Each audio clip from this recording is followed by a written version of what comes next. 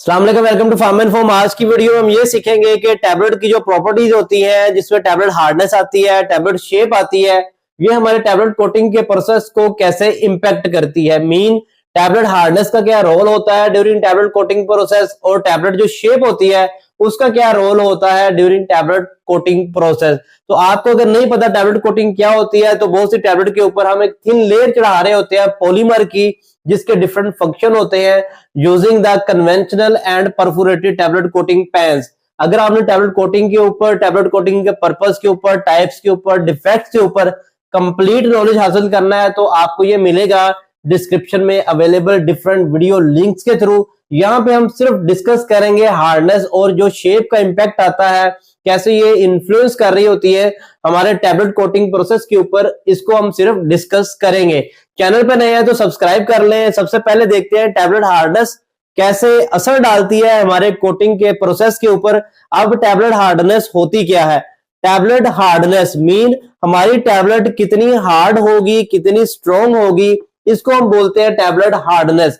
Hardness check करने के लिए हमारे पास टैबलेट हार्डनेस टेस्टर होता है, जो कि हमें किलो पाउंड के अंदर वैल्यू दे रहा होता है, जिससे हमें पता चल जाता है कि हमारी टैबलेट की हार्डनेस कितनी है। मीन 5 kp, 10 kp, 12 kp, ये डिपेंड कर रहा होता है हमारे बीएमआर पे, हमारी फॉर्मुलेशन के ऊपर, कि उसके डिसोल्यूशन डिसइंटीग्रेशन के अकॉर्डिंग हमने अपनी टैबलेट की हार्डनेस को किस तरह एडजस्ट किया हुआ।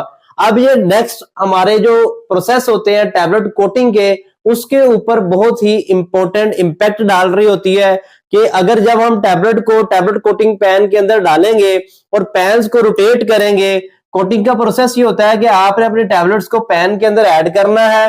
पैन में ऐड करने के बाद हम टैबलेट्स को वार्म करते हैं, फिर अपना सस्पेंशन जो है वो टैबलेट के ऊपर स्प्रिंकल करना स्टार्ट करते हैं और हमारा पैन जो है वो रोटेट करना स्टार्ट कर देता है। पैन के अंदर डिफरेंट बेफल्स लगे होते हैं और टैबलेट हमारी डिफरेंट आरपीएम्स के ऊपर इस पैन के अंदर घूम रही होती है, और उसका टाइम भी वेरी करता है। 2 घंटे, 5 घंटे, 7 घंटे, 20 घंटे, ये सारा कुछ डिपेंड करता है हमारा प्रोसेस टाइम कितना है। अब जब इतने लंबे अरसे के लिए टैबलेट्स ने पैन के अंदर घूमना है, तो आपको पता है जब टैबलेट पैन में रोटेट कर रही होगी तो वो बेफल से भी टकरा रही होती है, पैन के साथ भी रगड़ खा रही होती है, आपस में भी वो इंपैक्ट डाल रही होती है एक दूसरे के ऊपर। तो टैबलेट हार्डनेस यहाँ पे बहुत ही इंपॉर्टेंट रोल प्ले कर रही होती है। अगर टैबलेट की हार्डनेस कम होगी, मीन टैबलेट की मजबूती ज्यादा नहीं होगी, तो टैबलेट जब इस पैन में घूमेगी तो उसके एज ब्रेक होंगे, उस पर चिपिंग भी आ सकती है, उसकी सरफेस जो है वो रफ भी हो सकती है।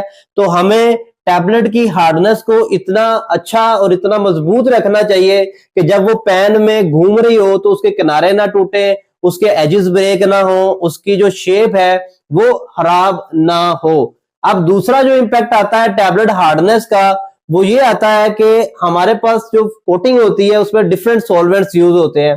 वाटर भी यूज करते हैं, ऑर्गेनिक सॉल्वेंट भी यूज करते हैं, ऑर्गेनिक और वाटर का मिक्सअप भी यूज करते हैं। तो जब हम अपनी टैबलेट्स को पैन के अंदर डाल के बाद ऊपर शावर करते हैं स्प्रे का ऑटोमाइजेशन के थ्रू, तो हमारी टैबलेट की हार्डनेस इतनी अच्छी और मजबूत होनी चाहिए कि हमारा जो स्प्रे ऊपर डल रहा है उसके थ्रू हमारी टैबलेट्स के अंदर जो है वो पिट्स ना पड़े, हमारी जो टैबलेट की शेप है वो खराब ना हो। अब अगर टैबलेट की हार्डनेस अच्छी होगी, हमारी टैबलेट मजबूत होगी, तो वो हमें एक अच्छी बेस प्रोवाइड करती है, जिसके ऊपर हम अपने कोटिंग पॉलीमर जो है और डिफरेंट एक्सिपिएंट्स है उनको अच्छे तरीके से डिपॉजिट कर सके। अगर टैबलेट की हार्डनेस कम होगी, तो जब पैन घूमेगा तो बेफल्स के साथ टकरा के या पैन की वाल्स के साथ टकरा के या आपस में टकरा के टैबलेट खराब होंगी, एजेस टूटेंगे, ब्रेक डाउन होंगे। अगर टैबलेट की हार्डनेस कम होगी, टैबलेट सॉफ्ट होगी, तो जब स्प्रे पड़ेगा तो उसके अंदर पिट्स पड़ेंगे और हमारी जो टैबलेट की क्वालिटी है वो इफेक्ट होगी। अब अगर टैबलेट हार्ड होगी, अच्छी होगी, तो एक बेस स्ट्रॉन्ग मिलेगी, जिसपे हमारा फिल्म जो है पॉलीमर का वो अच्छे से चिपकेगा, एडहेयर करेगा, और जो हमारी स्मूथनेस है और जो हमारी टैबलेट कोटिंग की फिनिशिंग है और टैबलेट की क्वालिटी जो है वो मेंटेन रहेगी और इंप्रूव रहेगी। सॉफ्ट टैबलेट के ऊपर कोटिंग जो चढ़ाना है वो बहुत डिफिकल्ट हो जाएगा, क्योंकि हमारी टैबलेट की कोटिंग जो क्वालिटी है वो इंपैक्ट कर रही होगी। अब आप देखते हैं कि टैबलेट की शेप कैसे इंपैक्ट करती है हमारे टैबलेट कोटिंग प्रोसेस को। तो सबसे जो मेन इंपॉर्टेंट फैक्टर होता है वो ये है कि हमने अपनी टैबलेट को क्योंकि पैन में रोटेट करना होता है, उसको घुमाना होता है, तो टैबलेट की शेप ये डिसाइड करती है कि हमारे जो टैबलेट्स है उसकी फ्लोबिलिटी है या जो रोटेशंस है, जो मूवमेंट्स है पेन के अंदर, वो कैसे होंगी और कितनी स्पीड पे होंगी। सपोज अगर हमारी टैबलेट की शेप जो है वो राउंड है, मीन हमारी टैबलेट स्फीयर शेप में है, राउंड शेप में है, या बाई कन्वेक्स है, तो जो रोटेशन है उनकी वो बहुत अच्छी होंगी, टैबलेट की मूवमेंट जो है वो बहुत अच्छी होगी। इसके अगेंस्ट अगर हमारी टैबलेट जो है वो ब्लॉन्ग शेप की है, कैप्सूल शेप की है, तो जो टैबलेट की रोटेशंस है या टैबलेट की जो मूवमेंट है पेन के अंदर वो डिस्टर्ब होती है, वो यूनिफॉर्म नहीं होती। राउंड शेप की टैबलेट होंगी, बाई कन्वेक्स टैबलेट होंगी, मूवमेंट जब यूनिफॉर्म होंगी तो बेसिकली जब हर बार वो स्प्रे के नीचे से गुजर रही होंगी तो यूनिफॉर्मली वो स्प्रे को ले रही होंगी और हमारी टैबलेट्स जो है वो यूनिफॉर्मली कोट होंगी। राउंड शेप की टैबलेट्स बेस्ट होती है रोटेशन के लिए। अगर हमारी शेप जो है वो कैप्सूल शेप है, ऑब्लॉन्ग शेप है, तो ड्यूरिंग रोटेशन जो है उसके डिफेक्ट्स में ज्यादा चांसेस होते हैं एजिस ब्रेक होने के, मूवमेंट ज्यादा ना होने की वजह से या मूवमेंट्स यूनिफॉर्म ना होने की वजह से, स्प्रे रेट भी यूनिफॉर्म नहीं होता उसके ऊपर।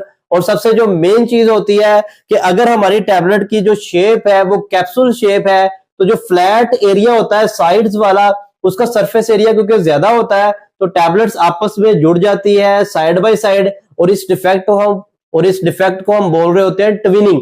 तो टैबलेट शेप आपको यहां से पता चल गया होगा कि बहुत मेन रोल प्ले कर रही होती है हमारे टैबलेट कोटिंग प्रोसेस के अंदर। इन शेप ही ये डिसाइड कर रही होती है कि हमारी टैबलेट की जो मूवमेंट है पेन में वो कितनी अच्छी होंगी, हमारे जो डिफेक्ट्स हैं वो कैसे हम प्रिवेंट कर सकते हैं शेप के थ्रू।